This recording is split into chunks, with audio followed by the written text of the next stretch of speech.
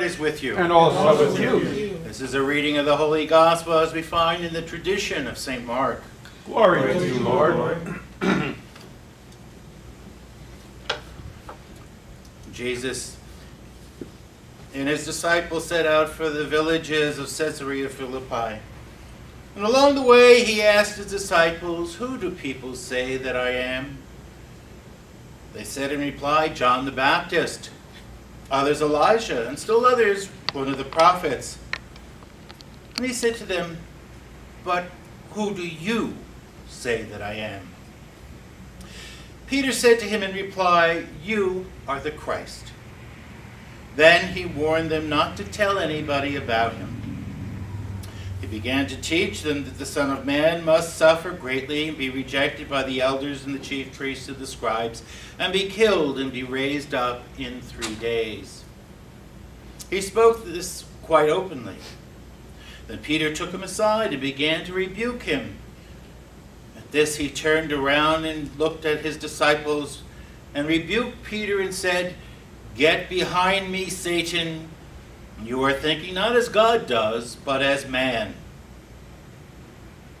He summoned the crowd with his disciples, and he said to them, "Whoever wishes to come after me must deny their very self, take up their cross, and follow me. Whoever wishes to save his life will lose it, but whoever loses their life for my sake and that of the Gospels will save it." And this is the gospel of the Lord. Praise to you, Lord Jesus Christ.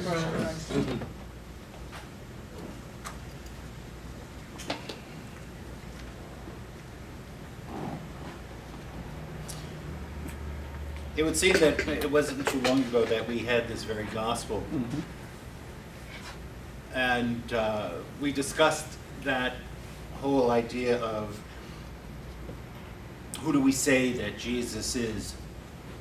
But tonight, as I was listening to as I read the first reading and prepared for tonight and listened to it once again, I began to think about the idea of what is a disciple?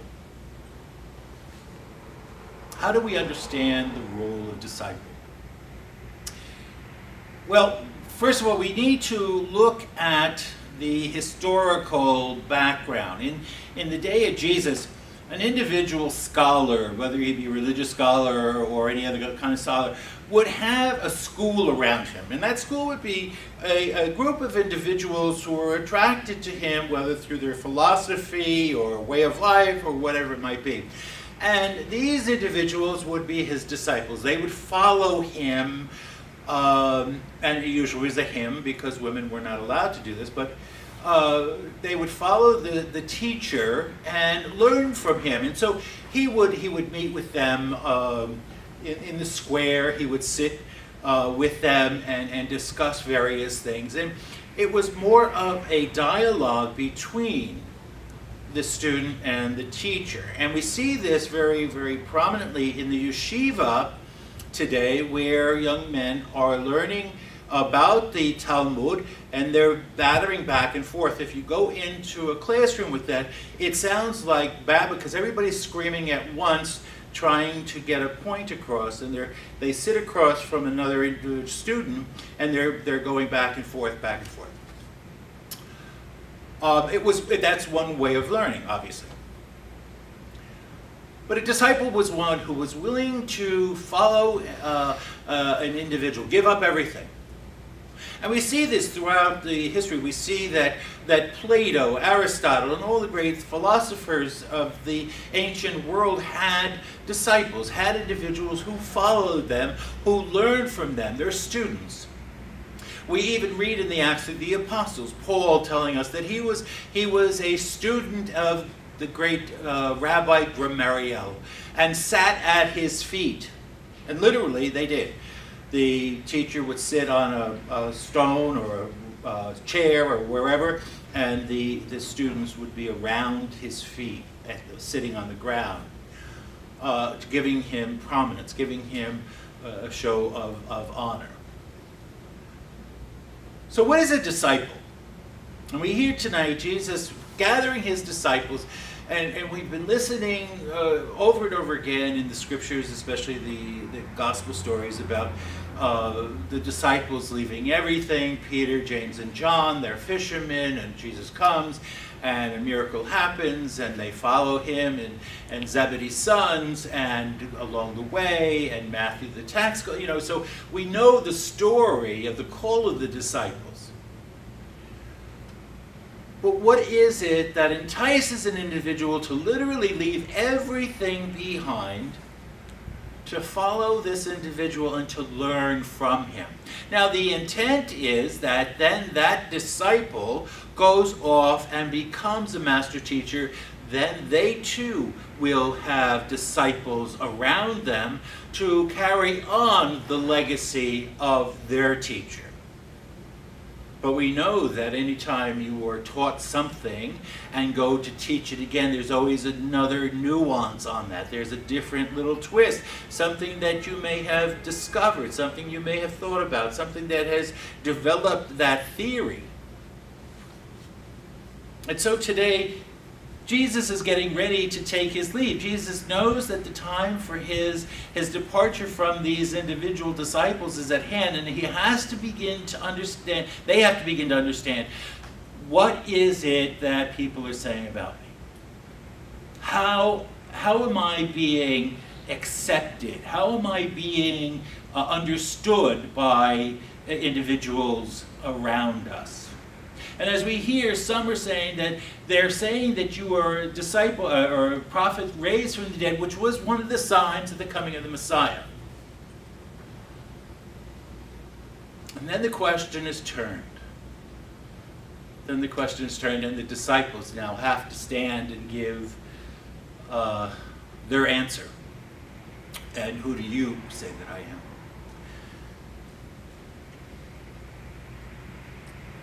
Not having to go through the rest of the story, we've already heard it, we know it by heart. But the question tonight is, how do we, as present-day disciples, hopefully of Jesus, maybe not disciples where we're going to leave everything behind and follow a philosophy of life, although individuals who go into religious life, leave home, and give up a way of life that is acceptable and enter the convent, a monastery, or whatever, the seminary, these individuals may follow that idea of a disciple going in and leaving behind everything so that they may follow an individual, in this case Jesus, in a more intense way. But what about us today? What about us? How do we live as disciples of Christ today? How do we go out and minister to these people we come in contact with? And that is the role of the disciple, to continue the teaching of the Master. How do we do that? How do we do that? St. Joseph of Cupertino said that we are to proclaim the gospel by action, because action touches the heart. Words pass by and are gone. And very much what St. James was saying in the reading tonight, that if I say I have faith and yet I do not practice that faith, I do not put that faith into action in good works, then it's empty. Then it's empty. And empty faith is no good to anybody. But if I say I have faith and I back it up by my good works, by the fact that I am concerned about the poor, by the fact that I am concerned about my brothers and sisters, then I am backing up, I am bolstering my faith in Jesus Christ and what he has said by the way I live. One act of charity doesn't do that.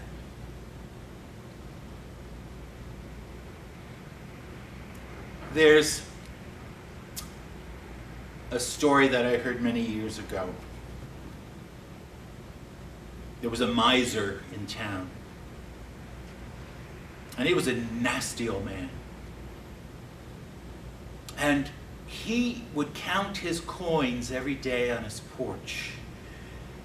And he would put them aside, and he would look at them, and he would make sure that nobody else was coming around. And he would count them every day. And if he got more, then he would count them and put them in a special area, because that was more than what he had yesterday. And hopefully he would have more than he does today. Well, there was a poor man who was walking down the street and had nothing to eat, very shabbily dressed. And he saw the man counting his coins on his porch, and he went up and said, "Sir, may I have one of your coins that I may get something to eat?" And the miser covered his coins and said, "No, get away from me. You can't have one of my coins." And the man said, "But sir, I'm starving to death. I have no money, and you're the first person I've come across that has any sense of means or way of means. Can I have a coin, just one little coin, the smallest one that you have, so that I could get something to eat?" No, get away." So in desperation, the poor man went and he grabbed a coin and fought over that, and the miser was adamant about getting that coin back, and he was biting him, and after all desperation, the miser said, "Okay, take the coin and get out of here." Many years later, the miser died. And St. Peter saw him at the gate and said, "What have you done to merit heaven?" He said, "Well, I gave a coin to a poor man once." Peter said, "I know. Did you give it in charity and love?"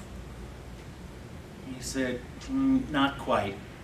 Kind of fought over it, because I didn't want him to take any of my coins. They were my coins." So Peter said, "Yes, I understand." So he said, "Put out your hand." So the miser put out his hand, and Peter gave him back the coin and said, "Now go to hell." One act of charity doesn't do it. One act of faith doesn't do it. But continually, acts of faith backed by charity distinguishes us as disciples of Christ.